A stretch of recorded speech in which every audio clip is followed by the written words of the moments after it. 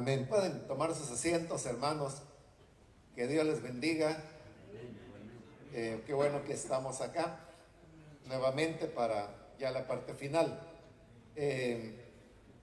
Quiero también, hermanos, informarles que con la ayuda de Dios, el año que viene, en el mes de febrero, vamos a estar realizando el retiro general de pastores en El Salvador.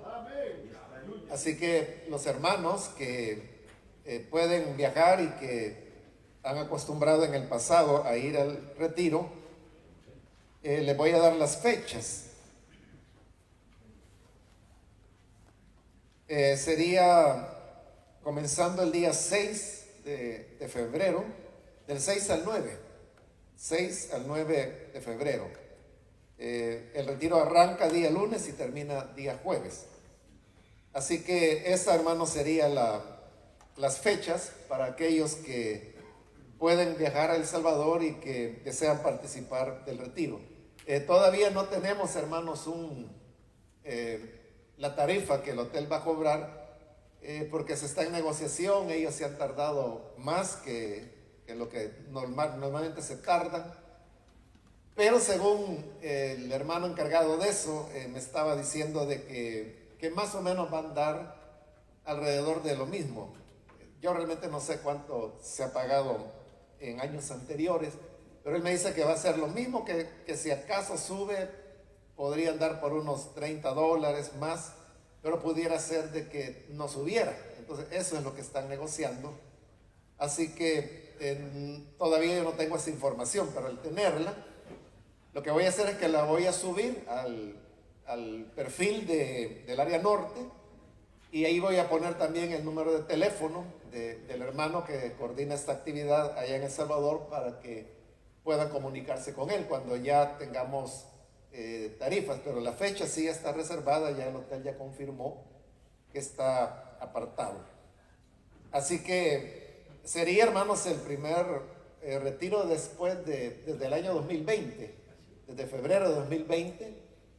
No hemos tenido, así que sería retomar esa actividad también. Por otro lado, hermanos, también les recuerdo una vez más de la actualización de los datos.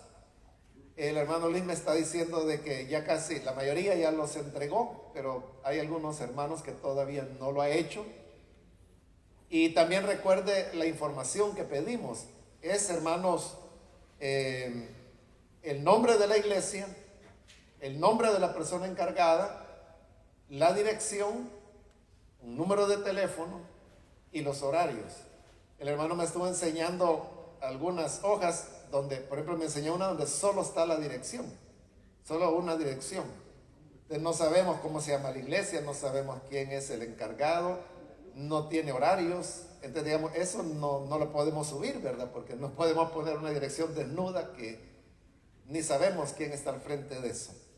Entonces, esos son los datos que estamos pidiendo: el nombre de la iglesia, nombre de la persona encargada, dirección, un teléfono y los horarios. Y hay otros que dieron unos datos y otros no. Entonces, después, algunos preguntan que por qué no está actualizado. O sea, no está actualizado por esto, ¿verdad? Porque cuando solicitamos la información, no la dan o la dan incompleta. No se puede subir así. Así que ahí depende. Si usted tiene interés en que la iglesia esté ahí en el directorio de filiales, pues envíe los datos completos y pues con gusto los subimos.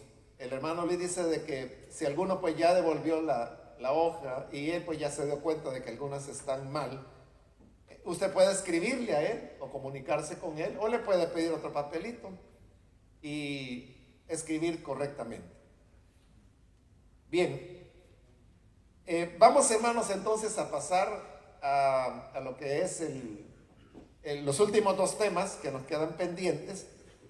También recordarles, hermanos, que en septiembre vamos a tener nuestro retiro número 26, sería ya, que se va a realizar en Florida, en Fort Lauderdale. El hermano Ismael va a entregar la información dijo pues que en este culto, así que eso es en septiembre de este año. Espero pues de que el hermano venga y pueda entregarnos esa información.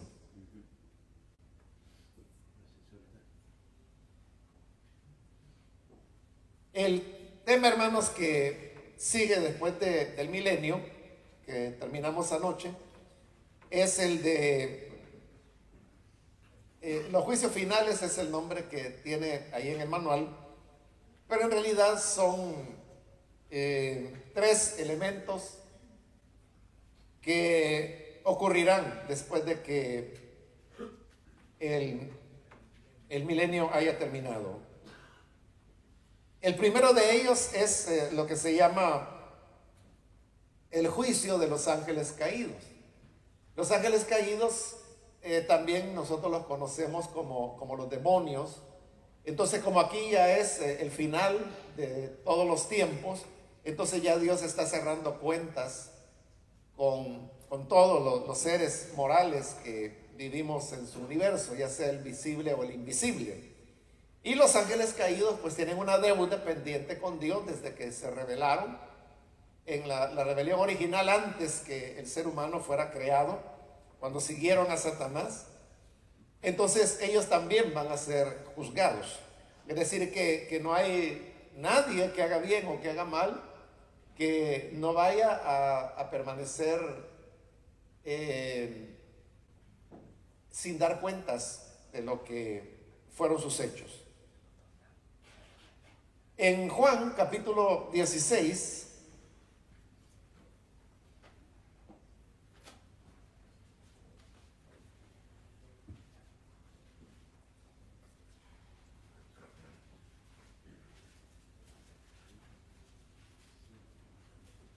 vamos a leer que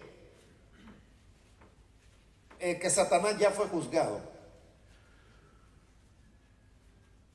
En Juan 16, vamos a leer desde el versículo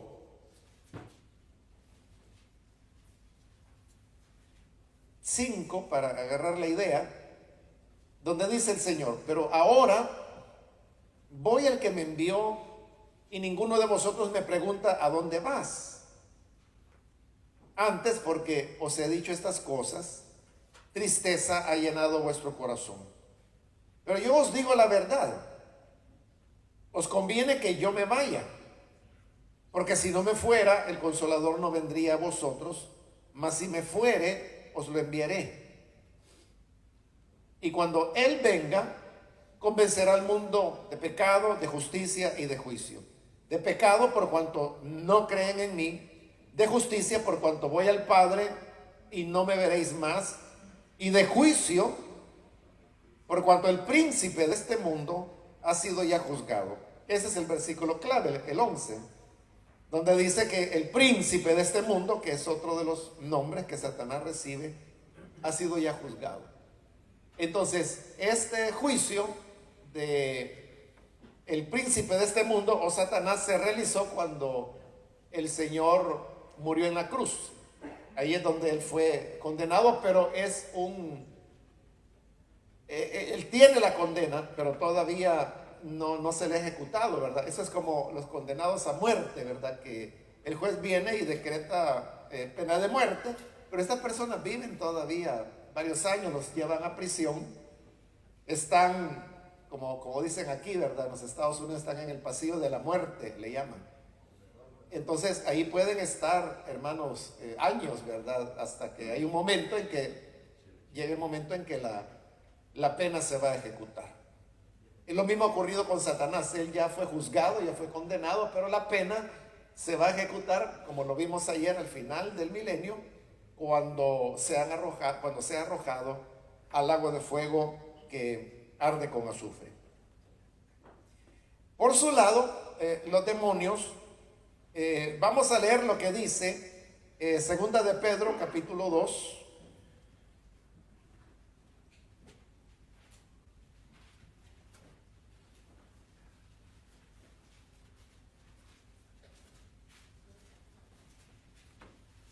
Segunda de Pedro capítulo 2, versículo 4,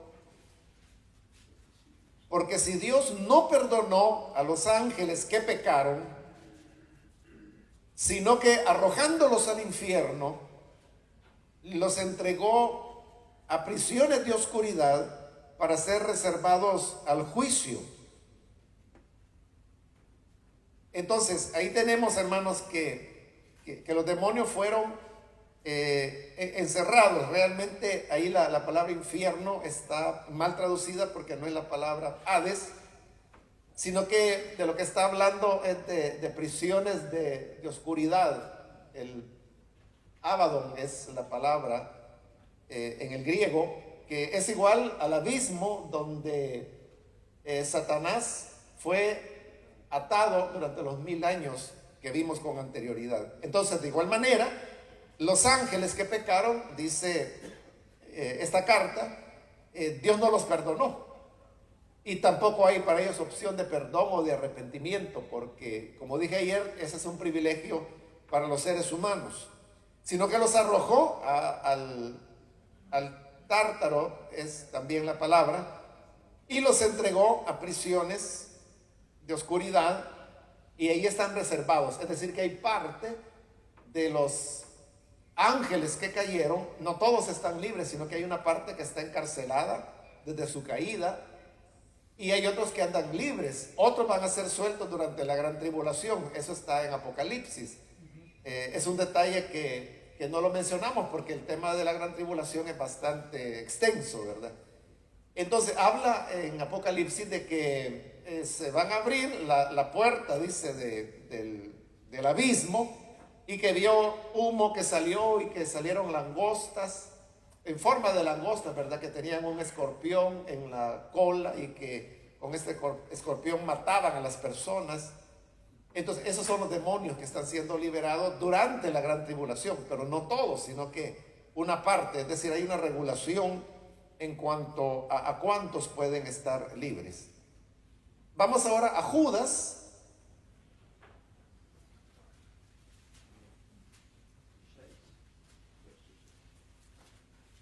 El versículo 6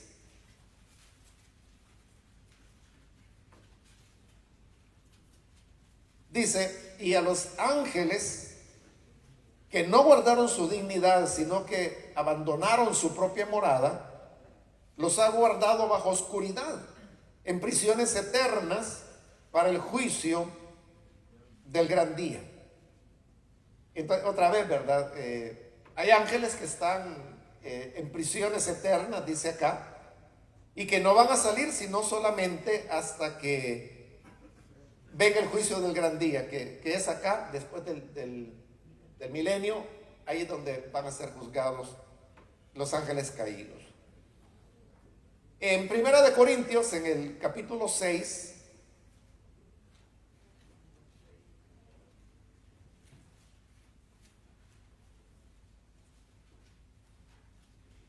el versículo 3,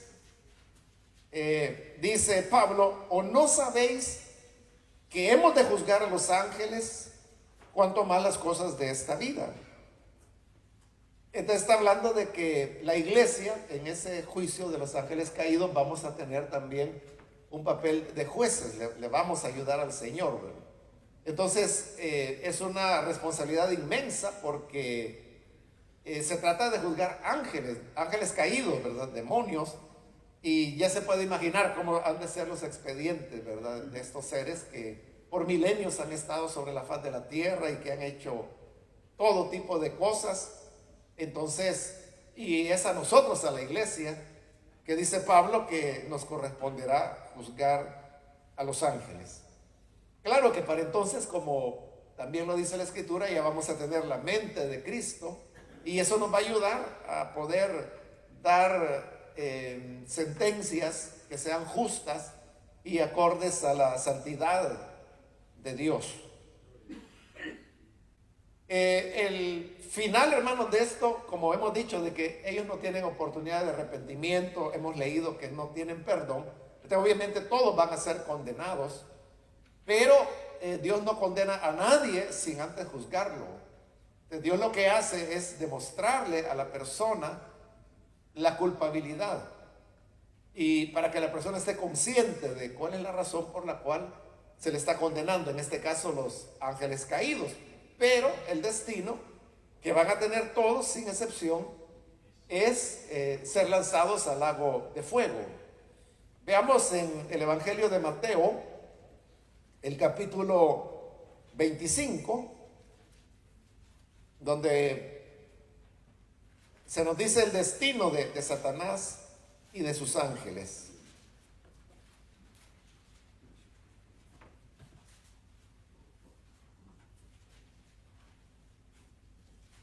Mateo 25, el versículo 41.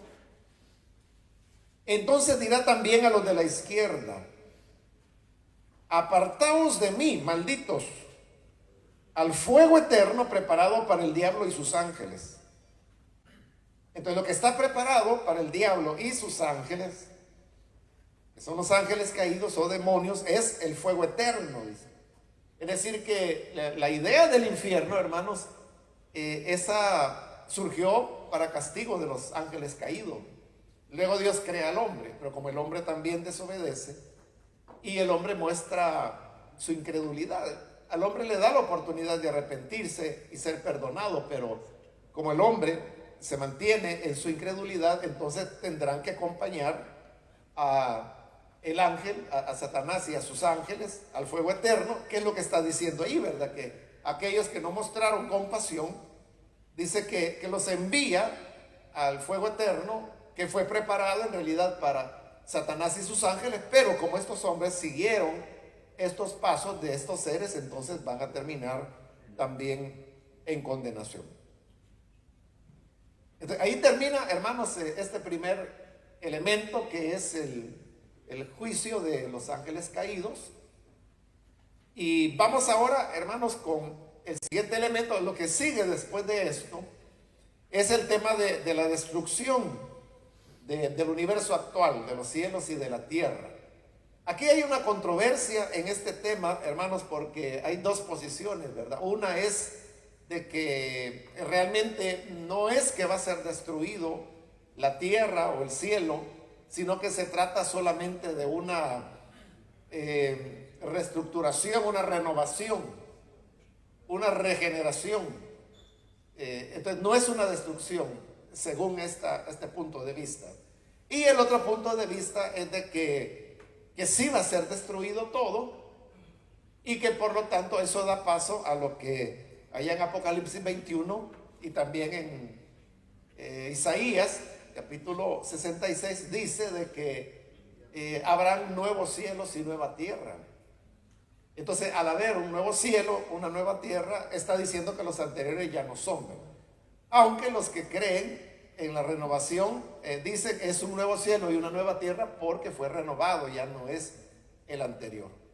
Entonces, están esas dos posiciones, hermanos. En el caso nuestro, lo que hacemos es inclinarnos por el tema de que se trata de una destrucción, por algunos pasajes que vamos a leer y que mencionan eso, que es un fin de la tierra tal como la conocemos el día de hoy.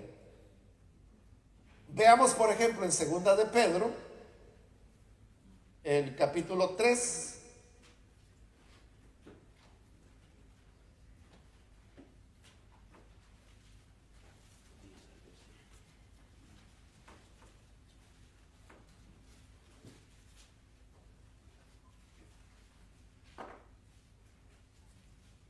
Segunda de Pedro, capítulo 3, versículo 10 al 12. Pero el día del Señor vendrá como ladrón en la noche, en el cual los cielos pasarán con grande estruendo, y los elementos ardiendo serán deshechos, y la tierra y las obras que en ella hay serán quemadas. Puesto que todas estas cosas han de ser deshechas, ¿cómo no debéis vivir vosotros? ¿Cómo no debéis vosotros andar en santa y piadosa manera de vivir, esperando y apresurándoos para la venida del día de Dios, en el cual los cielos encendiéndose serán deshechos, y los elementos siendo quemados se fundirán. Ahí usted puede ver que está hablando de deshacer. Los cielos, dice, serán deshechos, que pasarán, dice, con grande estruendo. Y hablando de la tierra, dice que los elementos ardiendo serán deshechos también.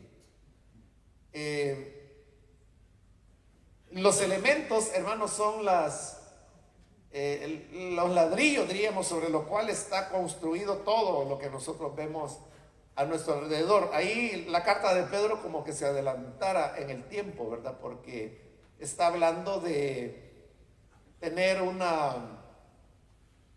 que los elementos son desechos. Eso, hermanos, ocurre, ¿verdad? Y eso es lo que se llama, por ejemplo, la fusión nuclear, ¿verdad? En los reactores nucleares que generan energía, ahí hay una fusión controlada. En la bomba atómica es una fusión descontrolada, ¿verdad? Por eso es que hay una explosión. Pero los elementos son desechos, es decir, su composición nuclear de sus núcleos es la que se rompe. Eso es deshacer los elementos, y de eso es de lo que está hablando Pedro acá cuando dice que los elementos serán deshechos. Entonces esto nos lleva, hermanos, a entender que se trata de una desintegración, de una descomposición de las cosas en sus elementos básicos que serán deshechos. Esto, hermanos, de la destrucción de los cielos y la tierra es algo que, según la palabra, acontecerá el mismo día del juicio, pero está hablando del juicio del trono blanco que viene después. Siempre en esta segunda carta de Pedro y siempre en el capítulo 3. Pero ahora el versículo 7 dice: pero los cielos y la tierra que existen ahora están reservados por la misma palabra, guardados para el fuego en el día del juicio y de la perdición de los hombres impíos. Ahí tenemos que dice que la destrucción por fuego de los cielos y la tierra es el día del juicio. Estamos ubicados en lo que ya la parte final, antes del juicio del trono blanco. Vamos ahora a Apocalipsis capítulo 20.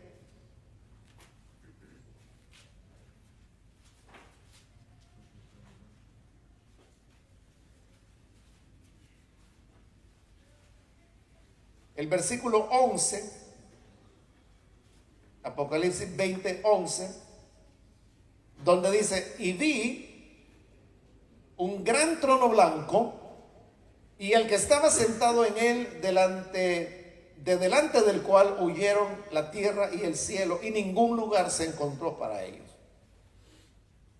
Por ejemplo, hermanos, este versículo, ahí usted puede ver de que está hablando de que ya no está la tierra, ya no están los cielos, porque dice que huyeron y que ya ningún lugar se encontró para ellos. Entonces, si fuera una renovación, ahí estarían los cielos y la tierra, pero ahí dice que ya no había ningún lugar para ellos, es decir, no están en ningún lugar, por lo tanto ya no existen. Huyeron el cielo y la tierra, y esto dice que ocurre cuando el gran trono blanco, que es donde va a ser el juicio final, está ya establecido. Delante de ese trono es que la tierra y los cielos desaparecen, igual pues que como lo vimos en segunda de Pedro.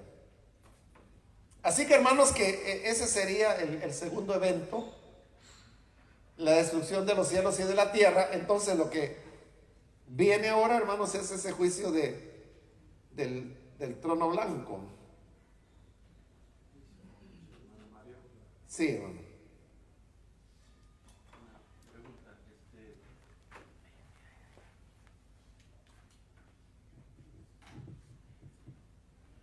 En este momento no tengo acceso para ver si es la misma frase en el griego. En el versículo Bueno, el versículo 7 dice, en la versión, la nueva Biblia de las Américas, dice: pero los cielos y la tierra actuales están reservados por su palabra, dice, para el fuego, dice, guardados para el día del juicio y de la destrucción de los impíos. Aquí se usa la palabra destrucción refiriéndose a los impíos, ¿verdad? Y luego ya en el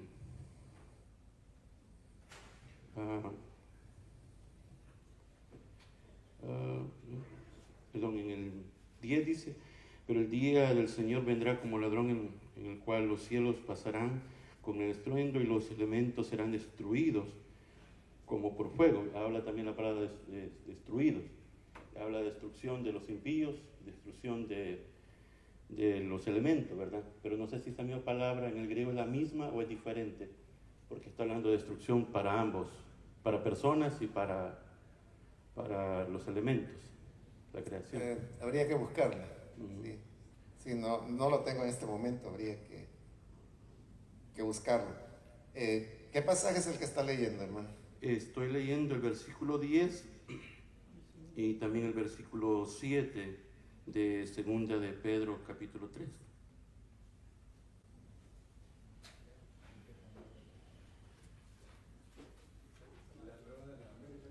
Sí. Es lo que estoy utilizando ahorita.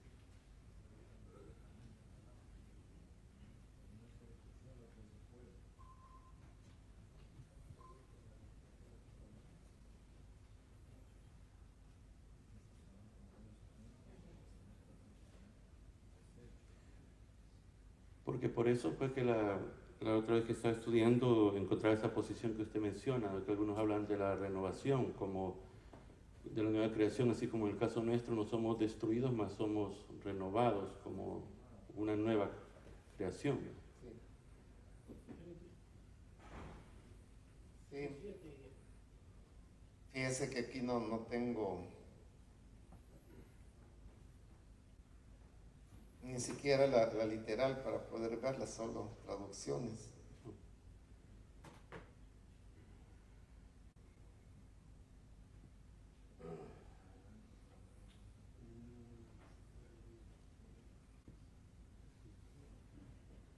Sí, tendría que buscarlo, hermano. No.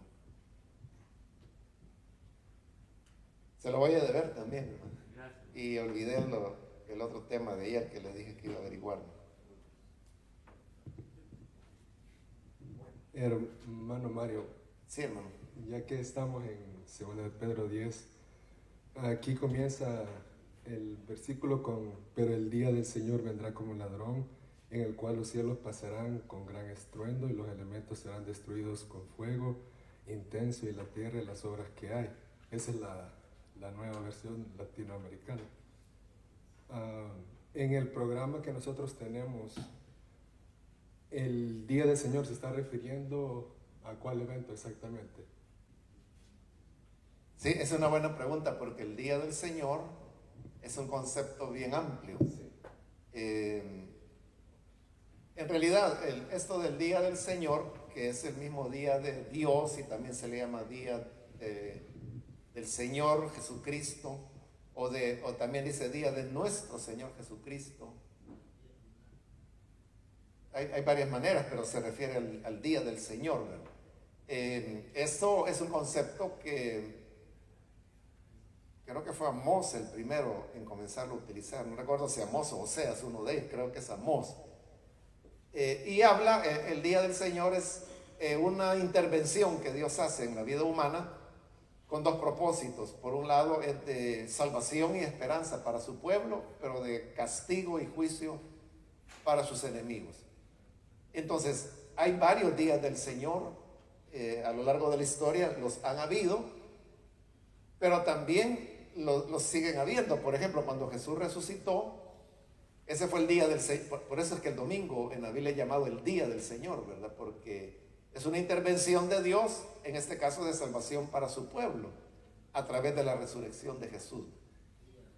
El día del Señor, hermano, hablando ya en este aspecto de los eventos futuros, comienza con el arrebatamiento de la iglesia y va hasta la eternidad. O sea, todos estos eventos están incluidos dentro del día del Señor. Pero hay pasajes de la Biblia en donde, por ejemplo, a la tribulación solamente se le llama día del Señor. Muchos pasajes que hablan de la venida de Jesús en el día del Señor. Entonces, es bien flexible, ¿verdad? Se puede utilizar para describir o periodos largos como el que acabo de mencionar, o a hechos así puntuales que pueden ser buenos, como el arrebatamiento, o que pueden ser de juicio, como la tribulación o estos juicios finales que estamos viendo. Entonces, como por decir así, porque creo que estamos en el mismo capítulo donde en el versículo 8 dice Pedro que para el Señor un día es como 1000 años y 1000 años como uno. Puedo decir de que en el programa escatológico que tenemos, el día del Señor se extiende desde el momento del arrebatamiento de la iglesia hasta donde estamos ahorita, en los juicios y el trono blanco. Sí, Ok, sí. Está bien. Sí. A eso se debe, hermanos, que cuando ustedes leen segunda de Tesalonicenses, creo que es el capítulo 2, donde Pablo dice que no nos engañen, dice en el sentido de que nos vayan a decir que la venida del Señor está cerca. No dice que el día del Señor está cerca. Entonces es contradictorio, ¿verdad? Porque por un lado nosotros enseñamos de que la venida del Señor es inminente, pero en segunda de Tesalonicenses 2 dice que el día del Señor no es inminente, porque no va a venir, dice, hasta que se manifieste el inicuo, al cual el Señor matará con el resplandor de su boca. Entonces, como no ha aparecido, tranquilo, ¿verdad? Pero ahí no está hablando de la venida del Señor, sino que dice el día del Señor. ¿Y cuál es el día del Señor? Es cierto que al arrebatamiento se le llama día del Señor, pero en este caso Pablo lo está tomando en la tribulación, porque está hablando de la aparición del inicuo, al cual el Señor matará con el resplandor de su venida, que es en la segunda. Entonces se está refiriendo Pablo más que todo a este periodo. Es decir, que esta segunda venida, o más bien esta manifestación, no segunda venida, sino que esta manifestación del día del Señor, eso no es inminente, porque primero tienen que darse los elementos de la gran tribulación, que uno diría que es como un aviso de que eso vendrá, que vendrá el día del Señor. Entonces hay que diferenciarlo, ¿verdad? Es que esa es la complicación, ¿verdad? Que sí, al arrebatamiento se le llama día del Señor, pero también se le llama día del Señor a todo lo anterior. Entonces, así es como se explica esa contradicción aparente de segunda de Tesalonicenses 2. Porque es lo que Pablo está diciendo, que no los engañen, dice, ni siquiera como una carta, como que si fuera nuestra. Alguien había enviado una carta, ¿verdad? Diciendo de que que el día del Señor ya venía, que ya era el fin del mundo, en otras palabras. Entonces viene Pablo y dice, no, eso no es así, ¿verdad? Porque no es inminente, sino que primero tienen que darse las condiciones, entre ellas la aparición del inicuo, para que luego venga el día del Señor. Que puesto en lenguaje nuestro sería el fin del mundo. Así que por eso es importante aclarar el concepto. Entonces, allí, hermanos, en el pasaje de Apocalipsis 20, 11, que fue el último que citamos, ahí está diciendo que vi un trono blanco, los que estaban sentados en él, y el que estaba sentado en él, de delante del cual huyeron la tierra y el cielo, y ningún lugar se encontró para ellos. Entonces, el juicio del trono blanco, que aquí yo he tratado de hacer trono, digo yo, pero es como silla, ¿verdad?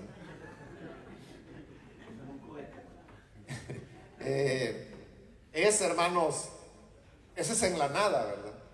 Porque ya ningún lugar se halló para los cielos y para la tierra. Y con esto concuerda el libro de Job. Si retrocedemos a Job en el capítulo 14,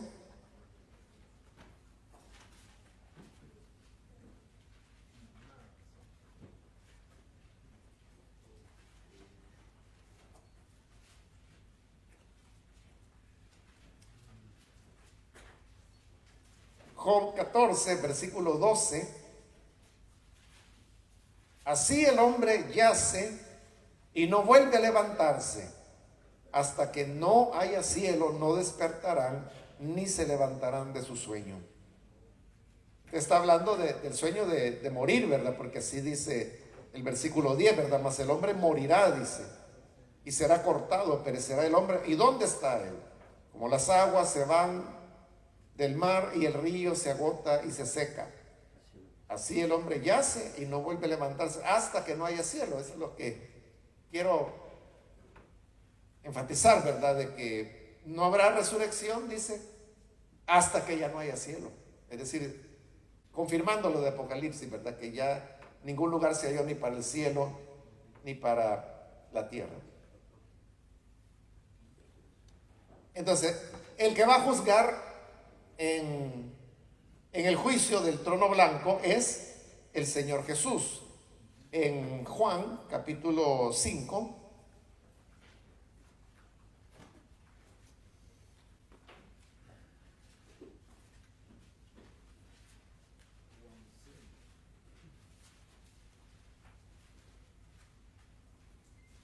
el versículo 22, dice, porque el Padre a nadie juzga,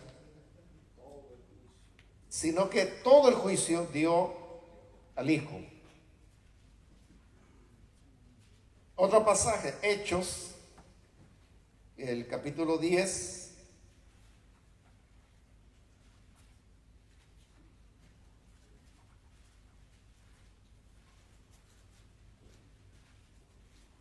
el versículo 42,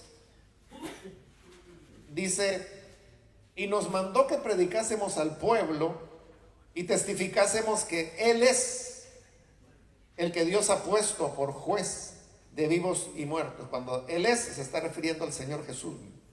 Él es el juez de los vivos y de los muertos. Siempre en este libro de los Hechos, pero en el capítulo 17, un poco más adelante,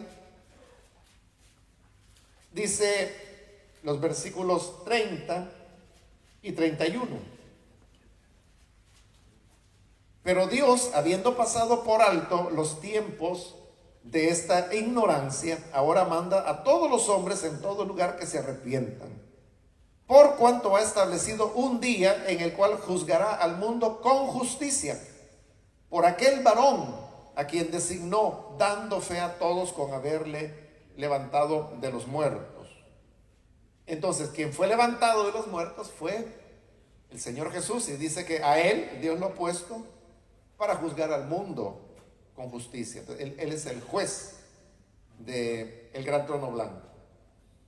Pero igual, hermanos, que en el juicio con los ángeles caídos, el Señor no estará solo, sino que también la iglesia vamos a tener un papel en este juicio final. En Primera de Corintios, nuevamente en el capítulo 6, ahí vamos a leer el pasaje del versículo 2, donde Pablo pregunta, ¿o no sabéis que los santos han de juzgar al mundo? Y si el mundo ha de ser juzgado por vosotros, ¿sois indignos de juzgar cosas muy pequeñas? Como eran hermanos que se estaban peleando por propiedades, entonces Pablo les dice que esas cositas deberían resolverlas entre la iglesia, porque dice, vamos a juzgar a los ángeles y vamos a juzgar al mundo, entonces debemos comenzar ya por las cosas pequeñas. Entonces la iglesia tendrá un papel de asistente, digamos, vamos a ser jueces juntamente con el Señor.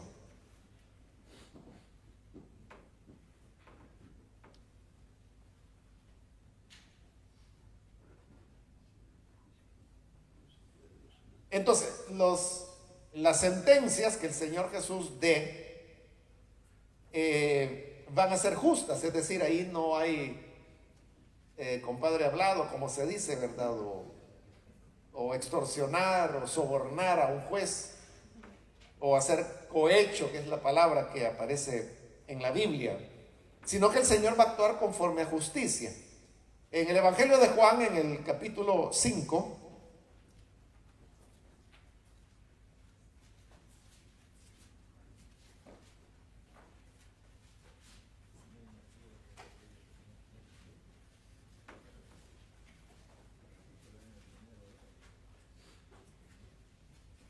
el versículo 30 dice: no puedo yo hacer nada por mí mismo. Según oigo, así juzgo. Y mi juicio es justo, porque no busco mi voluntad, sino la voluntad del que me envió, la del Padre. Entonces, al juzgar, el Señor dice que lo hace con justicia, porque lo está haciendo con la mente del Padre. Siempre en el Evangelio de Juan, pero más adelante en el capítulo 8,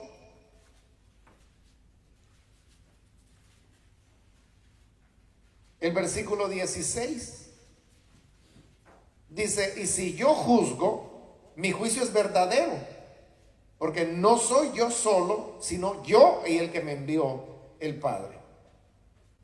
Casi es igual, ¿verdad? Vuelve a decir de que su juicio es verdadero, es correcto, porque el Padre está con él, juzga de acuerdo a lo que el Padre establece. Y en Apocalipsis capítulo 16,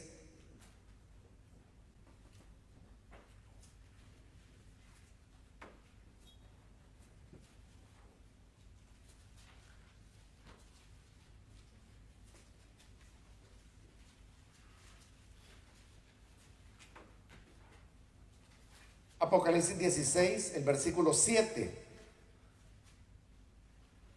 También oí a otro ángel que desde el altar decía: ciertamente, Señor Dios Todopoderoso, tus juicios son verdaderos y justos. Ahí lo está diciendo con toda claridad.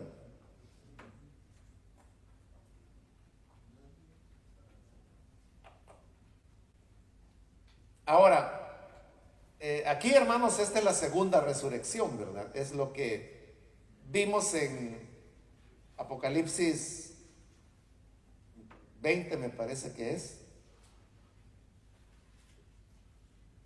¿Sí?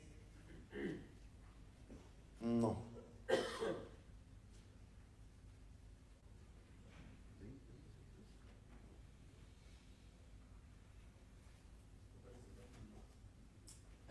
Sí, es el 20. 20, versículos 11 y 12, dice: y vi un gran trono blanco y el que estaba sentado en él, delante del cual huyeron la tierra y el cielo, y ningún lugar se encontró para ellos. Y vi a los muertos, grandes y pequeños, delante de pie ante Dios, y los libros fueron abiertos, y otro libro fue abierto, el cual es el libro de la vida. Y fueron juzgados los muertos por las cosas que están escritas en los libros, según sus obras. Y esto es lo que comentaba el otro día. Dice: y el mar entregó los muertos que había en él, y la muerte y el Hades entregaron los muertos que había en ellos, y fueron juzgados cada uno según sus obras. La muerte y el Hades fueron lanzados al lago de fuego, o sea, ellos mismos, ¿verdad? Esta es la muerte segunda. Y el que no se halló inscrito en el libro de la vida fue lanzado al lago de fuego. Entonces, ahí dice que vi los muertos, grandes y pequeños, versículo 12, de pie delante de Dios, o sea, que han resucitado. Esta es ya la segunda resurrección, ¿verdad? La primera vimos dos momentos, ¿verdad? En el arrebatamiento y en la segunda venida. Y aquí, muertos, solo quedan ya los incrédulos. Entonces ellos resucitan después del milenio, ya para ser juzgados delante del Señor. Y dice que son juzgados de acuerdo a sus obras, porque estaban los libros, donde estaba el libro de la vida, pero también estaban los libros de las obras que todas las personas han hecho. También nuestras obras estaban escritas ahí, pero en el momento cuando nosotros creímos en Cristo, la sangre de Cristo lavó esas páginas. Entonces nuestro expediente, por decirlo así, ese está limpio. Nuestro Sí, nuestro expediente delante de Dios está limpio, o rojo, ¿verdad? Por la sangre del Señor. Entonces, si alguien quiere buscar ahí de qué acusarnos, como Satanás, ¿verdad? No hay una base, porque ya todo fue cancelado, ya todo fue perdonado. Pero en el caso de los incrédulos, todo está registrado ahí. Y ahí es donde se cumplen palabras como las que Jesús dijo, que aún de las palabras que salen de nuestra boca vamos a dar cuenta. Es decir, que el registro es muy minucioso, donde van las intenciones, las acciones, las conductas y hasta las palabras que se dijeron. Todo está registrado. Entonces, sobre esa base es que las personas serán juzgadas. De todas las personas, ninguna tiene opción de salvación, ¿verdad? Todas van a condenación. Entonces, si nadie tiene opción de salvarse, entonces ¿por qué va a haber un juicio? ¿Por qué se les van a juzgar sus obras? Es solamente para determinar el grado de tormento que las personas van a vivir en la condenación. Porque en el infierno hay grados de tormento, ¿verdad? Hay, como el Señor dijo, tormentos que son más tolerables unos que otros. En el infierno nada es bonito, ¿verdad? Porque el infierno es la destitución ya definitiva de la presencia de Dios. Es decir, con Él ya no hay ningún contacto, no hay ninguna relación, y eso es lo que hace que el infierno sea infierno. El no tener nada, ni un vislumbre de Dios. Pero en esa condición hay más o menos tormento. Entonces esto va a ser acorde a las obras, qué tan mal una persona haya sido. Ninguna de ellas va a tener la oportunidad de decir, bueno, este merece ir al cielo, o como los católicos dicen, va al purgatorio. O sea, el purgatorio no existe. Eso es una idea que ellos elaboraron que no tiene sustentación bíblica. Pero nadie podrá salvarse, sino que para todos lo que está es la condenación. Veamos algunos pasajes donde se nos habla de que hay diversos grados de castigo. En Mateo, busquemos el capítulo 11.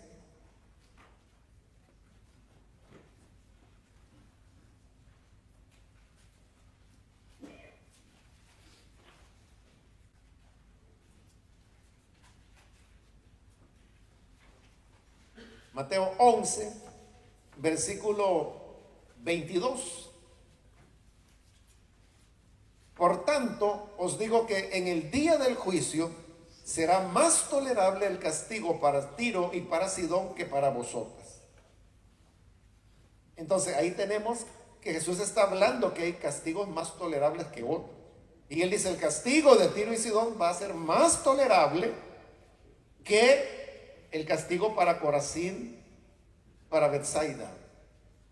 ¿Por qué razón? Porque en Tiro y en Sidón Jesús nunca estuvo, nunca fue a predicar. Y en cambio en Corazín y Betsaida, que eran en Galilea, es donde todo el tiempo pasaba el Señor enseñando. Entonces el criterio, hermanos, lo que hace que una persona merezca más castigo es el hecho de que tuvo conocimiento de la palabra y aún así no la cumplió. En tanto aquel que no sabía que hacer determinada cosa era incorrecta, falló, pero lo hizo sin conciencia. Veamos un pasaje de eso en Lucas, el capítulo 12, donde ahí vamos a ver que lo determinante es si se sabe la voluntad de Dios o no. Lucas 12,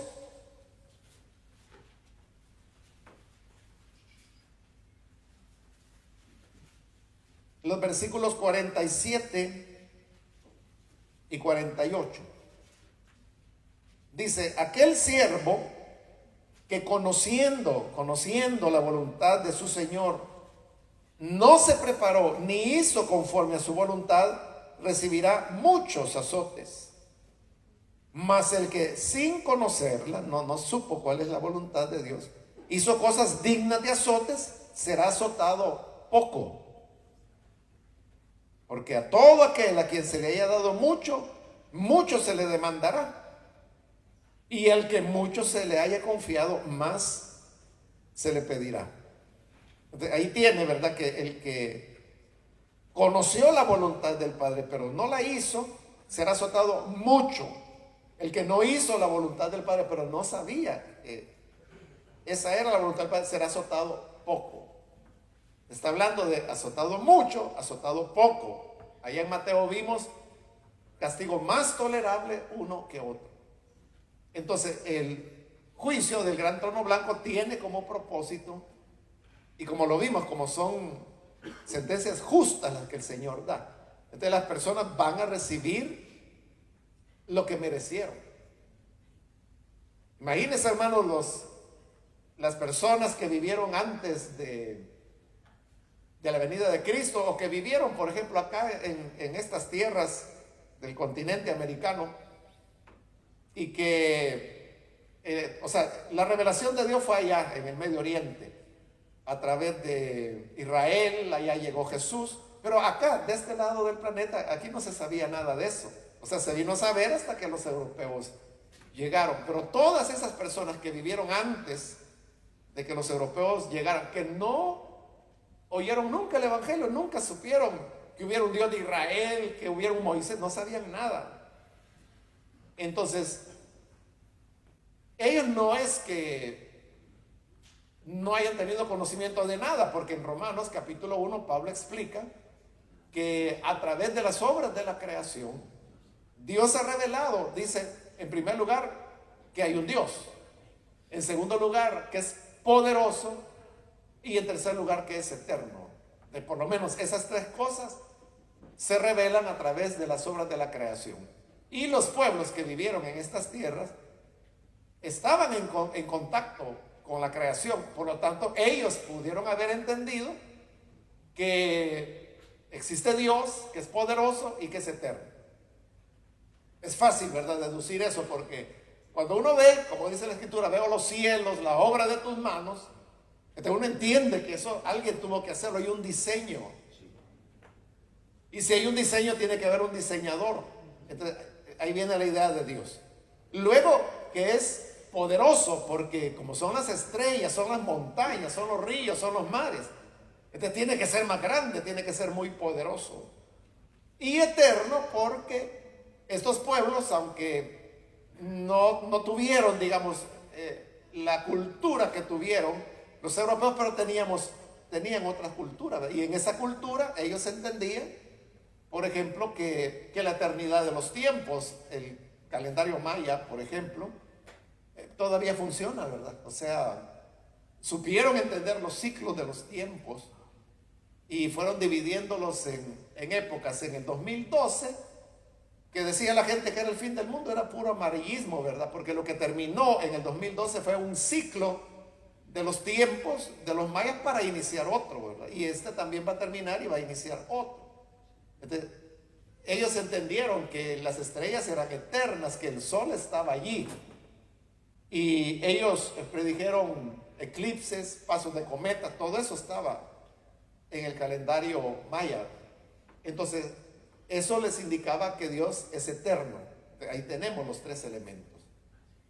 Pero no todos reaccionaron bien a esa revelación, que también lo explica Pablo en Romanos 1, porque dice que habiéndose revelado Dios de esa manera, hubo hombres que en lugar de adorar al Creador, adoraron a las criaturas, en forma de reptiles, de cuadrúpedos, dice. Entonces, ahí viene la idolatría. Pero esto no significa que no haya habido, hermanos, personas que rechazaron el tema de la idolatría y que ellos tuvieron la convicción y dijeron, no, para mí hay un Dios al cual no conocían ni nada. Hace años, hermanos, yo oí un testimonio de un mexicano, era él, interesante porque él nació sin formación religiosa, pero dice que él creía en Dios, o sea, sin ser creyente, ¿verdad? Su conversión fue mucho después. Pero entonces él dice que para él existía Dios, pero para él Dios, creo que le llamaba el Dios del universo, algo así era el nombre que él le daba. Entonces dice que cuando él veía las estrellas, veía las montañas, veía el mar, veía los ríos, Entonces decía, este es el Dios del universo, el que lo creó. Y él dice de que en momentos críticos de su vida, él se ponía a hablar con ese Dios. Y le decía, mira, Dios del universo, yo no sé quién eres, pero yo sé que tú existes y yo estoy viviendo esta situación. Y dice que a veces hasta le gritaba. Y años después fue su conversión y ya llegó al evangelio. Entonces grabó su testimonio y así es como yo lo escuché. Entonces, ahí tiene usted el caso de una persona, ¿verdad? Que no se vuelca a la idolatría, sino que mantiene su idea personal de un Dios al cual él le llamaba así, el Dios del universo, y que le hacía oraciones a su manera, hablaba con él a su manera, ¿verdad? Pero no sabía nada de que ese Dios había enviado a su hijo, que había muerto en la cruz. O sea, eso lo vino a saber después. Entonces, así pudo ser, y yo creo que así fue, ¿verdad? Entre los pueblos que antes que el evangelio llegara, o hoy mismo, ¿verdad? Musulmanes, por ejemplo, hay más musulmanes en el planeta que cristianos. Y los musulmanes están creciendo más rápidamente que lo que los cristianos están evangelizando. Hay más gente convirtiéndose al Islam que convirtiéndose al cristianismo. Entre ellos puede haber, hermanos, personas que, de hecho, hay testimonios. En una ocasión yo oí a un anciano de edad, pero que él toda su vida ha pertenecido a los bautistas, y hace años ya fue eso, él me comentaba que solo las misiones bautistas en ese momento tenían registrados más de 100,000 casos en los cuales musulmanes, sin haber tenido un misionero, nadie que les explicara el evangelio, habían tenido un encuentro con Cristo de manera sobrenatural, a través de sueños, a través de visiones, y que se habían convertido. O sea, el Señor mismo se les manifestaba, y entonces ellos tenían más de 100,000 casos documentados en ese momento, que le digo que fue hace varios años. Entonces, Dios puede salvar a través de misioneros, a través de la palabra, a través de radio, televisión, todas las maneras que tiene Dios. Pero también, si no hay nada de eso y Dios tiene un propósito de salvación con una persona, Él viene y se revela a ellos y los rescata. Entonces, pero pongamos no estas personas que tuvieron esa revelación, sino que volvamos al tema de los pueblos, ¿verdad? Que ellos no tuvieron mayor conocimiento. En el mejor de los casos entendieron que existe Dios, que es poderoso y que es eterno, pero otros no lo entendieron. Estas personas, ellos no conocieron cuál es la voluntad de Dios, no conocieron el evangelio como para rechazarlo. Ellos serán condenados, sí, serán condenados, porque no aceptaron la revelación de Dios en la naturaleza, pero van a ser azotados menos. Y los que van a estar más hundidos en el infierno son aquellos que quizás nacieron en una iglesia y que ahí, hermano, ahí crecieron, ¿verdad? Entre las bancas, ahí andaban arrastrándose los niños. Pero nunca hubo en ellos un nuevo nacimiento, nunca hubo una conversión. Entonces, llegaron a ser adultos, vivieron a su manera, con plena conciencia. Ellos sabían que lo que estaban haciendo estaba mal, porque de niños entendieron cuál era la voluntad de Dios, pero no les importó. Estos van a estar peor, como Corazín y Betsaida, ¿verdad? Van a estar peor. Aquí menciona Tiro y a Sidón, pero hay otro pasaje donde menciona Sodoma y Gomorra, y donde el Señor dice, porque si en Sodoma, en Gomorra, hubieran oído lo que ustedes han oído, hace ratos aquellos estuvieran ya en ayuno y en ceniza, arrepentidos. Pero aquí me han oído, me han visto, he hecho milagros, sanidades más que nadie, y me siguen rechazando. Estos serán más condenados. Eso es lo que se va a determinar allí en el juicio del gran trono blanco. La base, hermanos, sobre la cual las personas van a ser juzgadas, como se lo anticipé, son las obras. Y también hemos leído en Apocalipsis de que se abrirán los libros de las obras, ¿verdad? Y serán juzgados por las obras. Pero hay otros pasajes como Eclesiastés. Eclesiastés en el Antiguo Testamento, el capítulo final, que es el número 12, y es el último versículo del libro en realidad. Eclesiastés 12:14, donde dice: porque Dios traerá toda obra a juicio, juntamente con toda cosa encubierta, sea buena o sea mala. Entonces Dios va a juzgar las obras que, aunque hayan estado encubiertas, dice, pues encubiertas para el hombre, pero descubiertas para Dios. Entonces el juicio termina, hermanos, siendo arrojados al infierno aquellos pues que no conocieron el evangelio o que lo rechazaron. Y a los que le rechazaron pues les irá, ellos van a recibir muchos azotes, en tanto que los que no oyeron, pocos azotes. Bien, ahí terminamos, hermanos, el tema de los juicios finales. Si hay alguna pregunta sobre este tema, pues este es el momento para preguntar.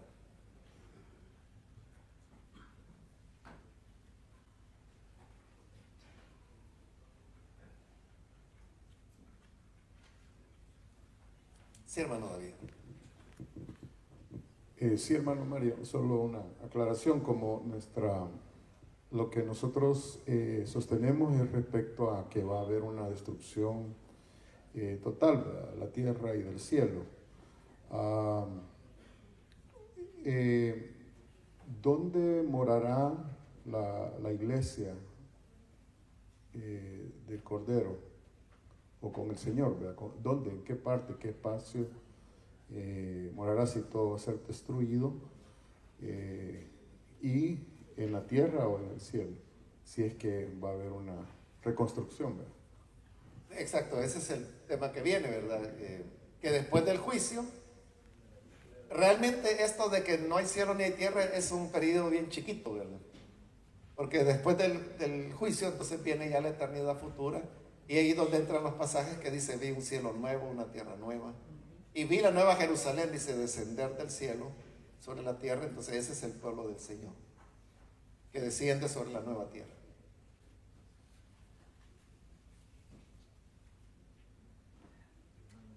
Sí, hermano.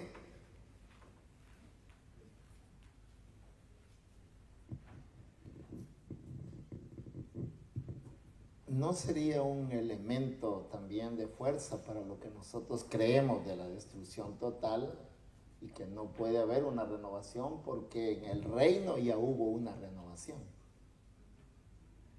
Sí, de hecho hay pasajes en el Nuevo Testamento que hablan de la regeneración, pero se refieren al milenio. Entonces ya no se puede pensar en otra renovación. Sí, sí, Okay. así es. Sí, porque lo hizo o no lo hizo, ¿verdad? Si ya lo hizo, pues ya no hay sentido de hacer otra renovación.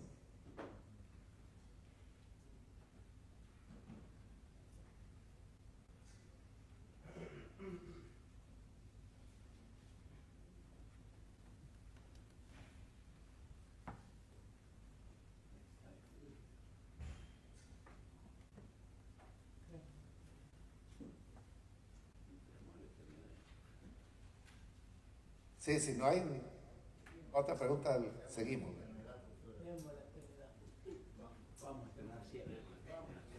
Va, entonces después del trono blanco, entonces lo que viene, hermano, ya la eternidad futura, ¿verdad? Que es como que si fuera un gran círculo que va para allá, ¿no?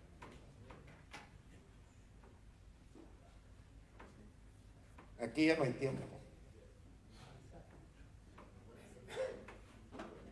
La eternidad no es, hermanos, un tiempo largo, ¿verdad? La eternidad es ausencia del tiempo. Y que comienza precisamente después del juicio final o juicio del gran trono blanco. Entonces, aquí más que todo, hermanos, de lo que se trata es de que cómo va a ser las condiciones de vida, digamos, de los que al final fueron salvados. Y ahí ya no importa si fueron iglesias, si fueron Israel, si fueron de la gran tribulación, mártires o sobrevivientes.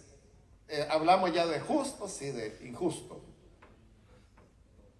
Entonces, en cuanto a los que fueron injustos o incrédulos, la Biblia dice que la eternidad ellos lo van a vivir en un sitio especial que recibe varios nombres. Creo que en el manual están, por ejemplo, el nombre de infierno, horno de fuego, eterna perdición, tinieblas eternas, muerte segunda, lago de fuego. Todos esos son nombres que se refieren a la misma realidad. El infierno, recuerde que viene de Hades, perdón, Gehenna, de Gehenna, es la palabra griega. Y Gehenna es una palabra compuesta que viene del hebreo, su raíz está en el hebreo, y que es Inón la palabra, porque Inón era el nombre que recibía el valle que está al lado, porque Jerusalén es bueno, en la época de Jesús era una montaña, que hoy es la Jerusalén alta, ¿verdad? Pero alrededor de eso está la Jerusalén grande de hoy, ¿verdad? La Jerusalén moderna. Pero en la época de Jesús era solo la parte alta. Por eso se habla de subir a Jerusalén. Entonces el valle de Hinón era una barranca donde en la antigüedad allí los reyes paganos habían ofrecido a sus hijos en sacrificio a los ídolos. Y en la época de Jesús se había convertido en el basurero. La gente llegaba y tiraba ahí la basura de Jerusalén. Y como en todos los basureros de ese tipo, ¿verdad? Alguien llegaba y les daba fuego. Y la cuestión es de que en esos basureros el fuego nunca se apaga, ¿verdad? Hoy en El Salvador ya no hay así basureros a cielo abierto. Eso fue prohibido hace ya varios años. Pero yo recuerdo, hermanos, cuando lo sabía, ¿verdad? Y en Santa Ana, donde viví por 17 años, en la parte norte de la ciudad, ahí estaba el basurero donde tiraban toda la basura de la ciudad de Santa Ana, que es la segunda más grande del país. Camones se llama ahí ese lugar. Pero lo que le quiero decir, yo pasé ahí muchas veces porque es camino a Metapán. Siempre tenía que ver fuego porque era humo. Uno no veía el fuego, por lo menos yo no lo vi, pero veía el humo. Pero a veces era increíble, hermanos, que era invierno, y en esos inviernos donde llueve por 3, 4 días, y estaba lloviendo y el humo seguía saliendo. Obviamente porque está interno, ¿verdad? Y eso nunca se apaga. Desde allí es de donde Jesús tomó la palabra Gehenna y la aplicó al infierno, que es el fuego que no se apaga. Y donde el gusano no muere, porque usted va y remueve esa basura y ahí está el gusanero, ¿verdad? Entonces, esa es la idea del infierno. Es como donde uno coloca deposita lo que sobró, la basura, los restos de lo que uno ya no va a utilizar. Entonces, el infierno viene a ser como donde Dios va a colocar lo que no sirve, lo que Él desecha, lo que no sirve para su propósito. Entonces ese es el infierno, es el lugar donde los incrédulos irán. En el infierno, como le dije, lo peor de todo es el estar destituido de la presencia de Dios. Veamos lo que dice segunda de Tesalonicenses, capítulo 1.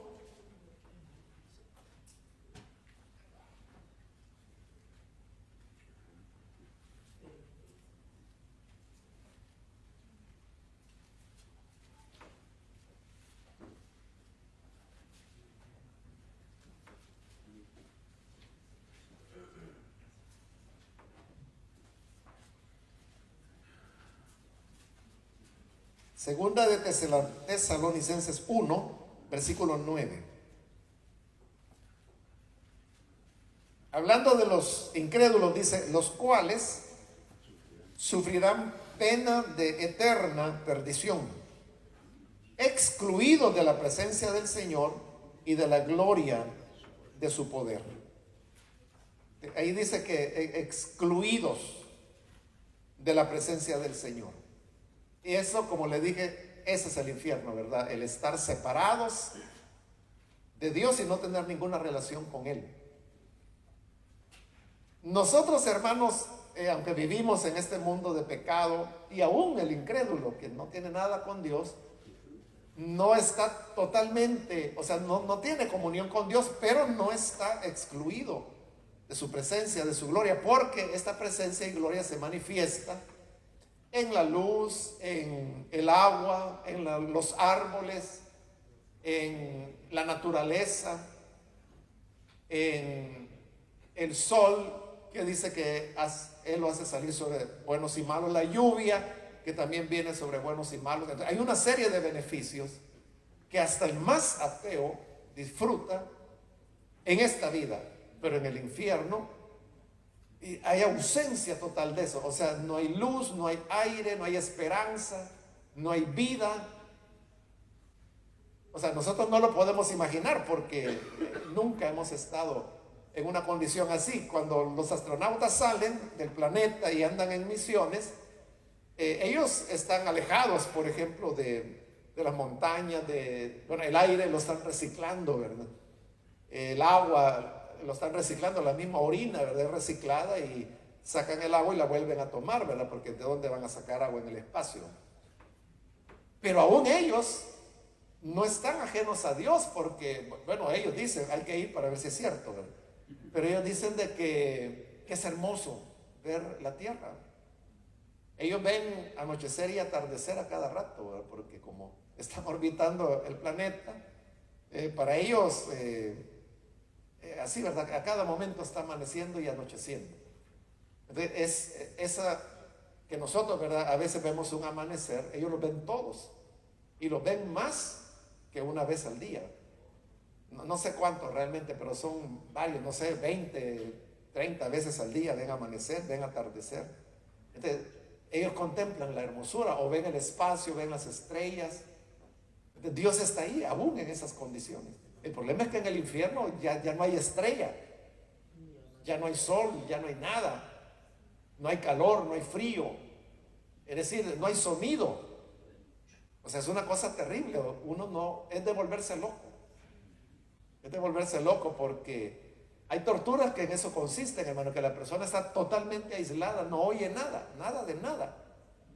Nada de nada. Entonces terminan por enloquecerse las personas después de un tiempo. Entonces nosotros necesitamos tener todo ese tipo de relaciones, ver a las personas, platicar con alguien, darle la mano, abrazarlo, tener familia, comer, ver flores, los colores, los sonidos, que pueden ser sonidos de ruidos o puede ser música. De todo eso, hermanos, manifiesta la gracia, la presencia de Dios. Pero aquí se nos está diciendo que ya en el fuego, en la eterna perdición, dice, excluido de la presencia del Señor y de la gloria de su poder. Ese es el aspecto terrible del infierno.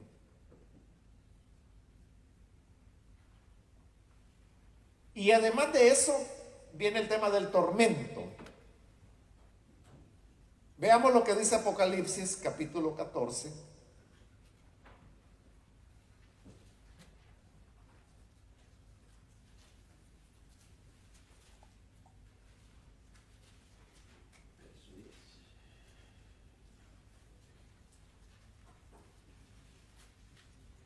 Versículos 9 y 10.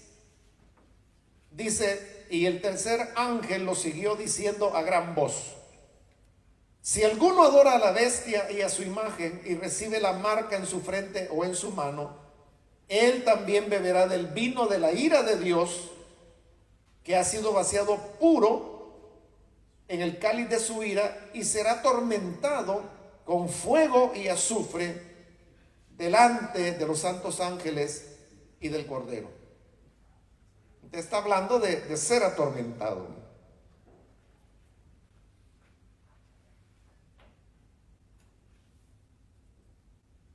Y Satanás, como creo que anoche fue que lo dije, que Satanás no es el rey del infierno, él no gobierna ahí, sino que él también va a ser atormentado. Apocalipsis 20.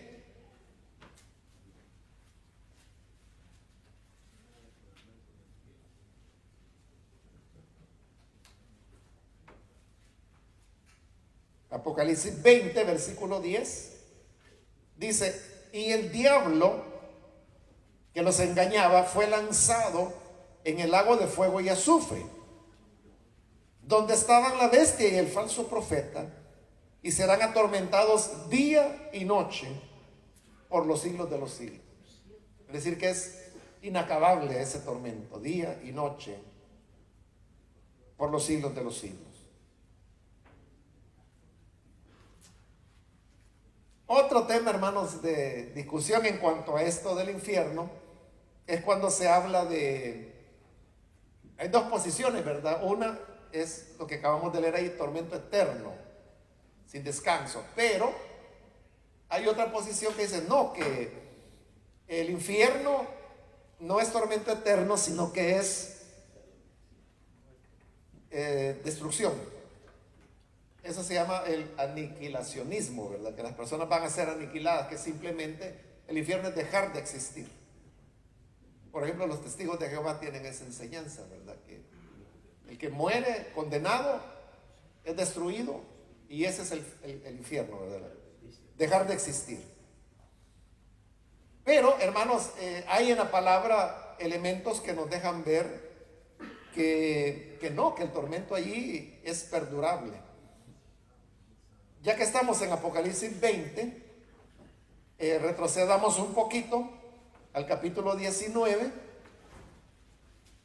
Apocalipsis 19, 20, donde dice, y la bestia fue apresada y con ella el falso profeta, que había hecho delante de ella las señales con las cuales había engañado a los que recibieron la marca de la bestia y habían adorado su imagen. Estos dos fueron lanzados vivos dentro de un lago de fuego que arde con azufre. Entonces está hablando de que la bestia y el falso profeta son arrojados al infierno. Pero recuerde que eso es aquí, ¿verdad? En la segunda venida del Señor. Ahora, en el pasaje que leímos hace un momento, ahí en Apocalipsis 20, el versículo 10, que acabamos de leerlo, dice, y el diablo que los engañaba fue lanzado al lago de fuego y azufre, donde estaban la bestia y el falso profeta, y serán, en plural, ¿verdad? Serán atormentados día y noche por los siglos de los siglos. ¿Y a dónde es arrojado Satanás al infierno? Es aquí, después del trono del gran blanco, del trono, del juicio del trono blanco. Entonces vea, significa que entre la bestia y el profeta siendo arrojados al infierno es aquí y Satanás acá. Entonces, han pasado 1000 años ya. Pero cuando Satanás es arrojado acá, dice que ahí estaban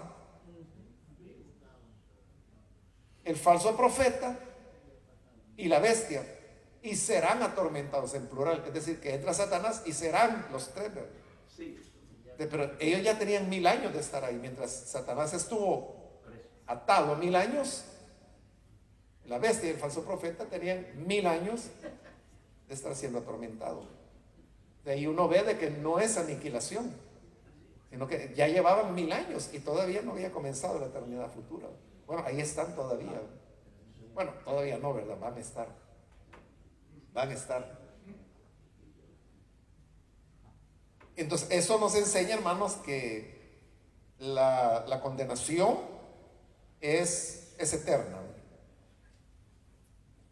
Hay otros pasajes que lo muestran, como por ejemplo Mateo capítulo 25, es el versículo 46 que ya lo hemos citado, que es donde dice, e irán estos a la vida eterna y los otros a la condenación eterna. Pero fíjese, está poniendo a las dos cosas, les está dando eternidad, vida eterna, ¿verdad? O condenación eterna, es la misma palabra, las dos son eternas. Entonces, si uno dijera que la condenación es aniquilación, entonces no hay vida eterna. Porque a las dos, vida o muerte eterna. Veamos Marcos, capítulo 9.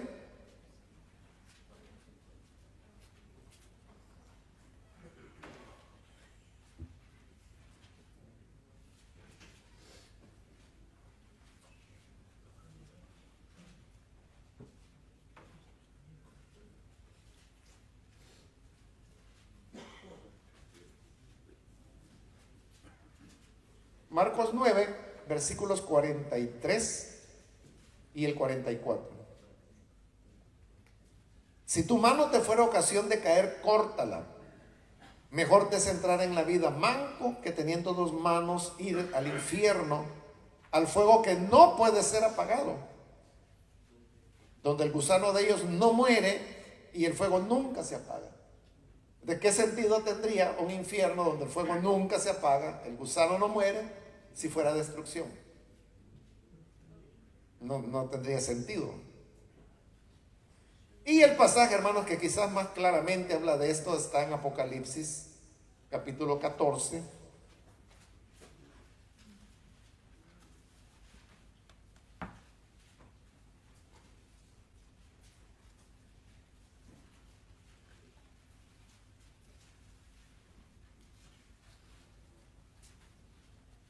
Apocalipsis 14, versículos 10 y 11. Dice: él también beberá del vino de la ira de Dios, que ha sido vaciado puro en el cáliz de su ira, y será atormentado con fuego y azufre delante de los santos ángeles y del Cordero. Y el humo de su tormento sube por los siglos de los siglos, y no tienen reposo de día ni de noche los que adoran a la bestia y a su imagen, ni nadie que reciba la marca de su nombre. Entonces, no solo reafirma que hay tormento, sino que dice que no tienen descanso, ni de día ni de noche. Bueno, eso, hermanos, es en relación a los incrédulos, pero ahora vamos con los que son salvados en durante la eternidad futura.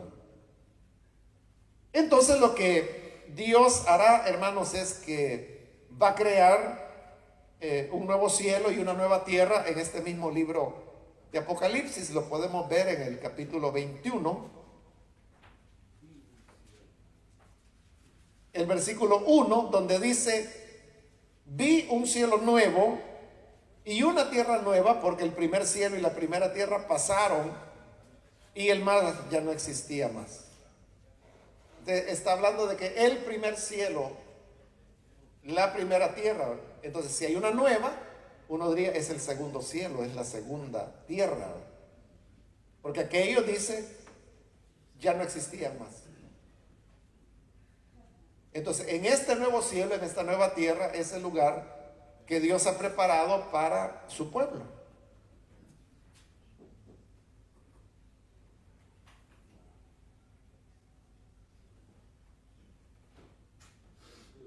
Siempre este capítulo 21 de Apocalipsis, versículo 7, dice: el que venciere heredará todas las cosas, y yo seré su Dios, y él será mi hijo. Ahí lo importante es que dice que heredará todas las cosas, porque la nueva tierra Dios la está haciendo para su pueblo. Entonces, nuestra morada será en la tierra.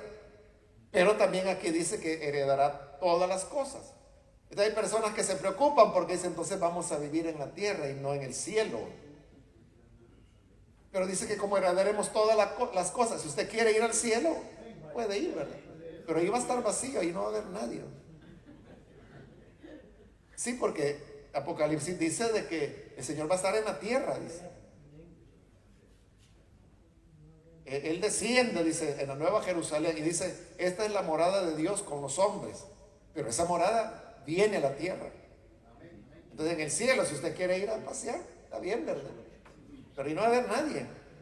Todos vamos a estar en la tierra. Entonces, veamos cómo lo describe Apocalipsis 21, versículo 9.